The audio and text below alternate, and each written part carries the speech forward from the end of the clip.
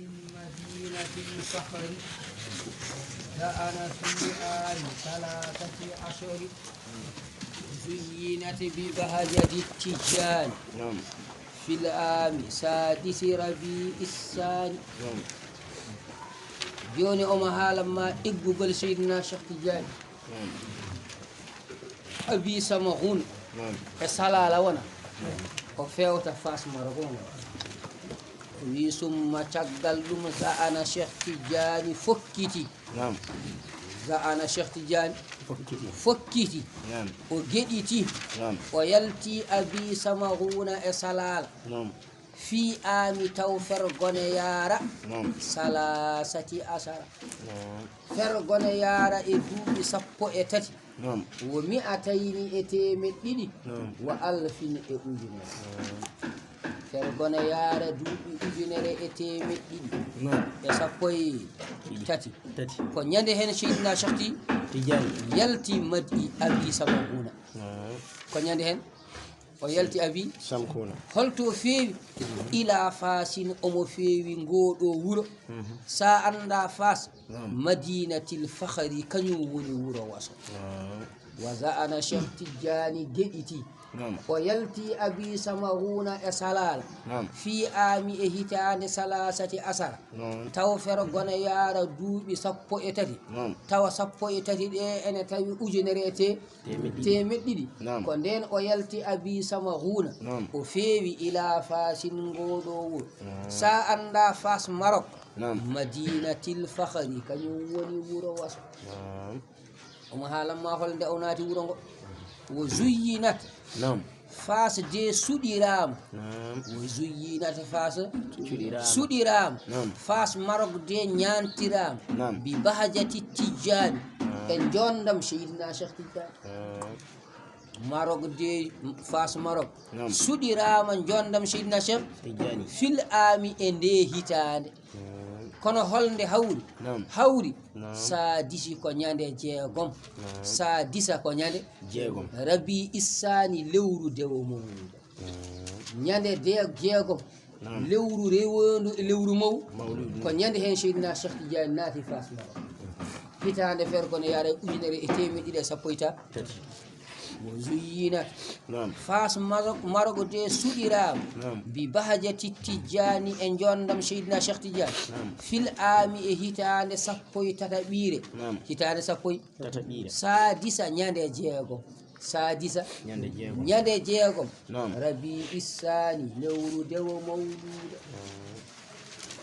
وبعد ذا بنهو شهرين أمر تلميذه الرداء علي الأبر جمعه جواهر المعاني عن إذن سيدي بني أدنان صلى عليه منزل القرآن والآل والصحب مدى الأزمان عليكم معاشر الأحباب ما اشتم الدهر بذا الكتاب عن إذن الله جمعه وأمره وقدر الإمام حق قدره ومن يدالئه بإنصاف يرى خلال الشيخ ليست في الورى وليس في ذاك إني شك وخالقي وليس فيه إفك وبعد ذا شغل لشيدنا شيخ تيجاني أريفاس مرو بنهو فد شهرين لبدي ندو أريفاس مرو ووني دون فد لبدي أمرا أون توما أو يميري عندي جيل أو يندري علي يندري حلازم جيل أو يندري علي حلازم والتي في ده كلاكو شيخ تيجاني ودي أمو وين كلاكو شيخ تيجاني هالي أمو ويندا نيان هين شيخ تيجاني يميراني كما شيخ تيجاني أريفاس ما Marok caggal dum ha wondon ha fodi lebbi didi wi a ha ko binduno da ko fof gile gonduden ko kala non fo ada wi joni fof mum fof mum ko hande yamirore ay ko hande yamirore ay وبعد ذا caggal nde Cheikh Tidiane feri بنهو شهرين فد لبدي amara o yamiri telmizahu almudo makko arrida bela al abarra iggudo aliyan biyetedo aliyu harazi o yamirimo نعم bi jam'ihi yo rendin نعم jawahiral ma'ani nde deftere kono o rendinta jawahiral معاني an isni koye sakkitore seyyidi bani adnani annabi o صلى الله عليه o وسلم wi windu deftere nde e yamirore an النبي ko bindunoɗa ko annabi yamirani mumto ala daga mum ɗum tagi jawahiral ma'ani ko Cheikh Tidiane woni ala zeri ko yahata ko fof ala hen ko sakki ɗum windu kala ko woni hen koko watta hen caggal wa ba'da za caggal nde Cheikh Tidiane feri نعم bi nahwi shaharayni fodde lebbi ɗiɗi نعم amara o yamiri telmisahu almudo makko arrida belaɗo نعم al abarra ɓigguɗo نعم aliyan biyeteɗo aliyu nirha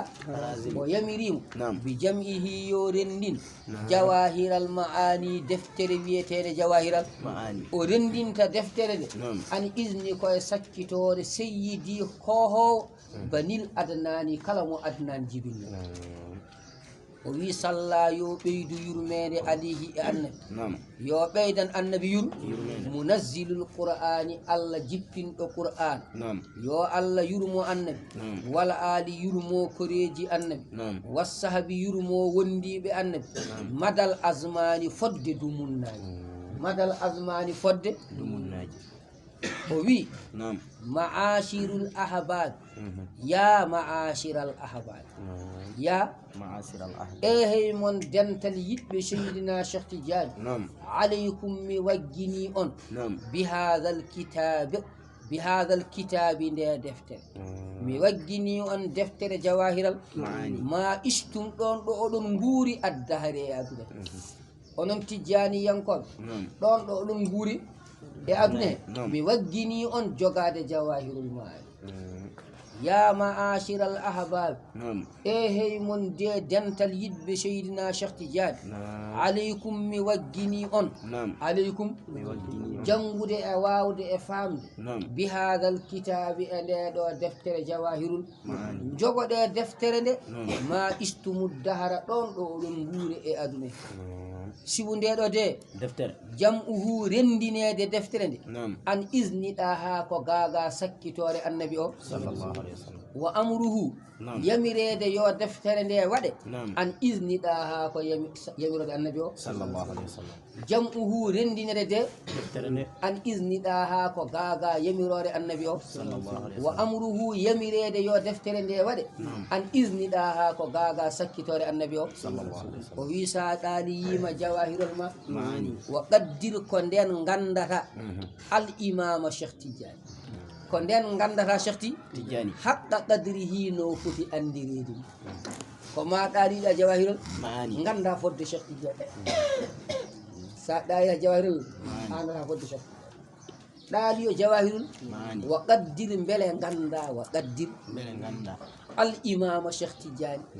ganda Cheikh Ti تجاني wa qaddir mawnina al imama Cheikh Tidiane نعم mawnina Cheikh Ti تجاني haqqa qadrihi no fotiri mawnideni gandamo no poɗɗa andirdemo mawninamo no poɗɗa مولي ميرا andi ko ma gandane wawa mawni jangu jawahiral ma'ani نعم sa wawi jawahir معاني on tuba wa qaddir mawnina wa qaddir مونينا al imama gando o woni Cheikh Tidiane نعم mawninamo haqqa qadrihi no fotiri mawnidire o yimboɗa haalamma wa man yuɗali نعم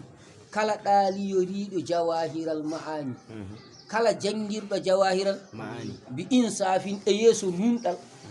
tawa jangirɗa deftere nde tan ko saabu nun نوندا wona aɗa yiɗi Cheikh Tidiane wona aɗa ani Cheikh Tidiane ala jangirɗa deftere nde tan ko fodde gandal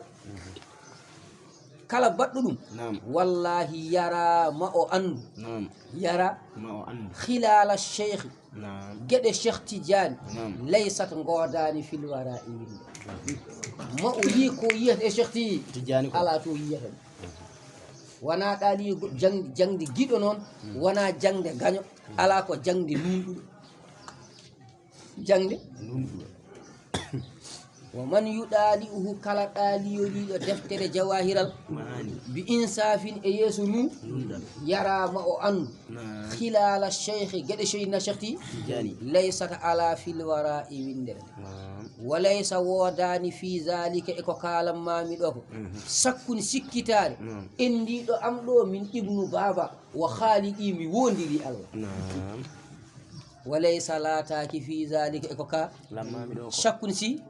endiɗo am ɗo wa khaliqi mi wondiri Allah walaysa lataki fihi eko kalam mami ɗo ko ifkun semtere ko kalam mami ko ala sikkitare ala semtere wa khaliqi mi wondiri Allah subhanahu wa fil muharrami gada gawsa rasida khalifatin anil muhayminil majid udiya dhaka shaykhuna bi arafa hakahu man haqqaqahu wa arafa wa fil muharram Seydina Cheikh Tidiane ari Fass Maroc o woni ɗon ha hitande artimo wuuri woni ɗon ha hitande artimo wuuri gada Cheikh Tidiane o wonti o wattini gawsan o wonti faabu windere nde ko nden o heɓi martaba biyeteɗo faabu windere rasidan tawa ko faabo pewnowo windere nde gawsan ko faabo windere nde rasidan ko pewnowo windere nde khalifa tan omo lomti anil muhaymini gaga Allah ceediɗo almajidi tedduɗo nden o dañi martaba inni ja'ilun fil ardi khalifatan nden Allah lomtinimo e leydi ayno baba adama lomtirna e leydi nden o dañi o martaba e lewru haran ferkon yaaya duuɓi ujunere temeɗɗiɗi e sappo e nayyi e sappo e haran nden o dañi o martaba nden o wonte gawsul baraya wa fil muharrami to lewru haran gada Cheikh Tidiane wattindi gawsan ko faabo windere nde rasidan ko pewnowo windere nde khalifatan omo lomti anil muhaymani gaga Allah ceediɗo almajidi tedduɗo uɗiya zaka hokkama o martaba cheikhuna Cheikh Tidiane o hokka o ɗo martaba bi arafata koto hayre araf koto hayre tono hokka o ɗon hakahu yewti ka ɗon manno on Aliyu Harazim haqqaqahu jenanaɗo ɗum wa arafahu aliyu ko jenanaɗo ganduɗo on haali Aliyu lil Harazim ande Aliyu Harazim maayi ko makko maayi hayre ar kono ma Cheikh Tidiane nelnomo yo yatono watton halam nde wiye waɗi andi kanko lazim makko no tawnirta ni o deƴat ha o taya sowɗa la wonta ndiyam so wonti koma juuta ndew arta wonta neɗɗo iɓe wondunoɓe o tawi o wonti ndiyam tan mbiya o maayi gubbiw Cheikh Tidiane wi law ar sinno o ar wallahi la ra'aytu ajaba on yiyanno ko hawni la ra'aytum aja wallahi dafanuhu hayyan ɓe gubbi guur ɓe gubbi andi kam woni khalifa Cheikh Tidiane te kam ko adi mayde Cheikh Tidiane wala kam woni khalifa te kam ko adi mayde ade ɓe gubbi ko guur ɓe gubbi mum kono deƴirde hen ɓe mbi o maayi te taw maaya to hayre arfa kam ko toon o maayi e lazim makko e lazim uɗiya za Cheikh Tidiane o hokkama martaba wonde gawsul o uɗiya hokkama zaka wonde gawsul baraya cheikhuna ceerno men o hokka ɗum bi arafata koto hayre hakahu yewti ko kalam mami ɗo ko manno on Aliyu Harazim manno on haqqaqahu jenanaɗo ɗum wa arafahu mi andi on kam so haali ko ɓaari ko jenana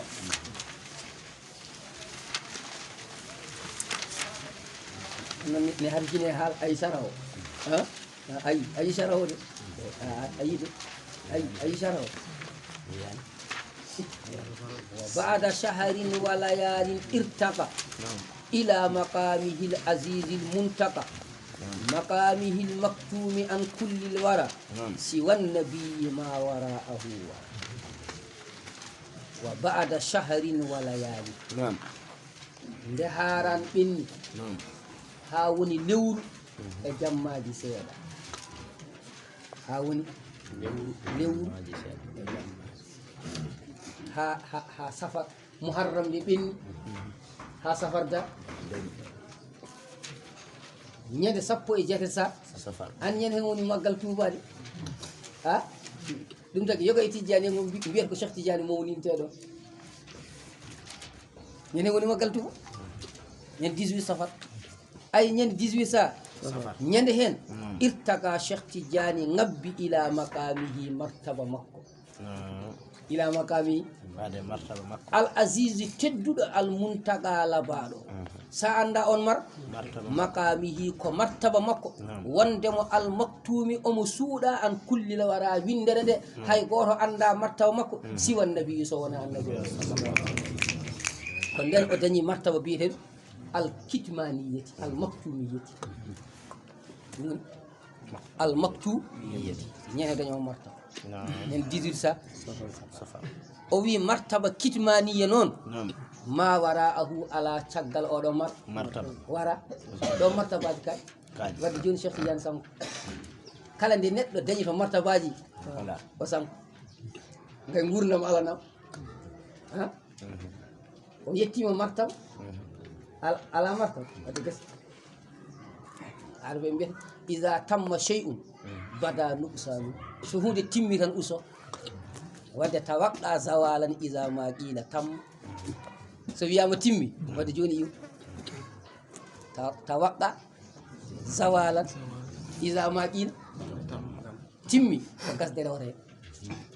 hay annabi nde Allah wi mo iza jaa nasrullahi wal fatu waray tan yadkhuluna fi dinillahi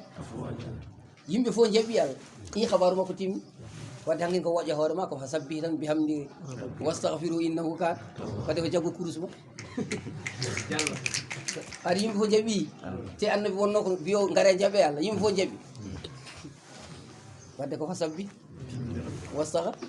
hankin jaggo kurus ma wadde mawɗo so mawni yo jaggo kurus ha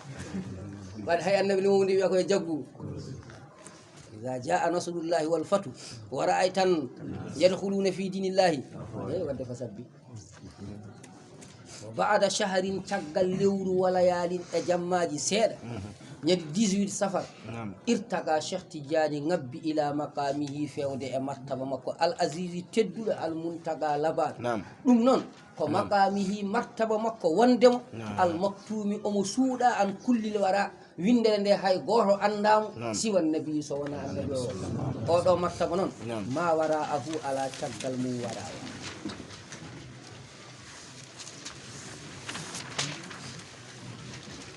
wa safara cheikhu ila sahari بنفسه من بعد ذا مرارا وأمر شيخنا العلي فضلا ومنصبا هوى بها أن كهلا وحين مات شيخنا ذو الشأن مات الإمام الآلي فرضا ɗum tan rewata ko mayde tan rewata ɗo kay en mbawa haalde goɗɗum o wi wa safara cheikhu cheikh Tidiane noon ɗannima ila sahara alazim haynimaki binafsihi hoore makko min baadi za caggal nde o dañi martaba kitmaniyu o yeehi ala zeri to aynimadi wuro bam makko en miraran laaɓi kim caggal nde woni khatmul wilaya nde woni khatmul o woni kadi maktumul wilayati caggal mo heewiyade ala zeri wa baada za wa safara cheikhu cheikh Tidiane ɗannima ila sahara fewde alaziri aynimade bi nafsihi kanko e hoore makko min baadi za caggal ɗum ɗo miraran laabiki mboɗo haalanma wo umru duuɓi cheikhuna wo umru cheikhina wo umru cheikhina wo umru cheikh duuɓi ceerno men duuɓi ceerno men ala aliyi towɗo fadlan to banggue ɓural duuɓi ceerno men towɗo ɓural duuɗi makko ɗi hawa eɗi pandini mansiban darde hawa eɗi pandini baha an jondam kahalan gila ko cukude wo umru duuɓi cheikhina ceerno men ala aliyi towɗo fadlan to batte ɓural wo mansiban eto martaba al aliyu towɗo fadlan ɓural wa mansiban e martab duuɓi ceerno men hawa ene fandini baha an jondam kahalan gila ko cukalel hawa ene fandini baha an jondam kahalan gila ko cukalel nanide ay sa limi hawa baha an kahalan ko ɗon yitata duuɓi Seydina Cheikh Tidiane hawa baha an kahalan hawa kahalan hay ono foti jeetati waw o so rendi sappo e nayyi kay waw sappo e nayyi liif yanta hen sappo e joyyi bay yanta hen sappo e jeeɗiɗi ha yanta hen sappo e jeenayyi nogas e ɗiɗi liif yanta hen nogas e tati Hamza yanta hen nogas e nayyi nogas e nayyi ha yanta hen nogas e jeenayyi nogas e jeenayyi liif yanta hen capan tati keef yanta hen capanɗe joyyi capanɗe lam yanta hen capanɗe jeetati wona won gurdam Seydina Cheikh Tidiane Cheikh Tidiane wuuri ko duuɓi capanɗe jeetati ayi a dagoto ganda abadia wo umru duuɓi wo umru cheikhi noon wona cheikhu wo umru duuɓi cheikhina ceerno men wona mudafu ni de a wo umru duuɓi cheikhina ceerno men al aliyu towɗo fadlan ɓural wa mansiban e martab duuɓi makko hawa eɗi pandini baha an jondam kahalan e sagatagal o wi wo hina mata tuma nde maayi cheikhuna ceerno men zu sa'di nde ceerno men maayi komi anda fof kam mata sankima al imamu almami al arifu gando ar rabbani wo hina mata cheikhuna zu sa'di komi anda fof kam nde ceerno men maayi mata maayi al imamu al arifu ar rabbani ya Allah wattema fati salatu fatiha e salatul fatih duwawno jaboɗo joni